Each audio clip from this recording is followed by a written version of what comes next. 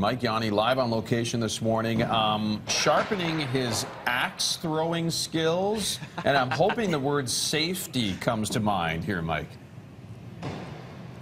Safety first, Ted. Safety first. I've already got an axe in my hand. I'm looking forward to throwing this. We are at Battlegrounds Calgary. Battle Calgary. Take a look at this. Everyone's already sharpening their skills this morning, throwing some axes. I want to introduce you to Cameron here. Cameron is the GM of Battle Calgary.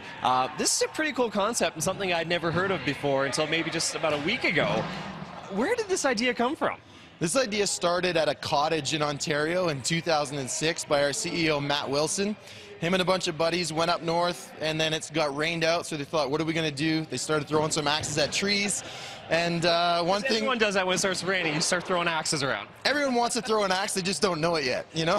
So they threw axes at trees. Matt really loved it. He brought it back to Toronto into his backyard. Battle actually stands for Backyard Axe Throwing League. And he just started a league with his friends in 2006, and then moved into 2011. It grew enough to where he needed a space indoors. He got his first location in 2013. We opened our second location, and then in the last year and a half, we've opened locations in Pickering, North York, Kitchener, and then here in Calgary. Lo and behold, here. The concept sounds crazy when you say to somebody, oh, I'm going to go throw some axes.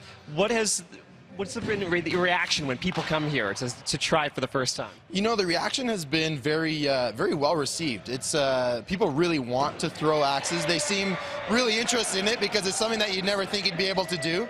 But then when they come in and they see the facility, they see the safety that we've built into the place. They see that there's always coaches available to help with their throws, to make sure that, you know, everyone's following the rules and everything like that. So the reaction is very, very positive. So obviously safety is at the forefront because these are legitimate axes. Yeah, they're legitimate axes. And I mean, I think, you know, safety is one of those things that anything can be dangerous if you don't respect it. But, you know, respect is kind of the name of the game here. And as I said, we've got the safety built in with all the fencing, with the dedicated area for throwing, dedicated areas for spectators. The axes never leave the throwing area. So it's kind of our number one concern, obviously. But having fun is also a big concern, too. Well, you can tell a lot of people are having fun. And this place is huge. I don't know if you can really kind of see how big it is, but it goes back.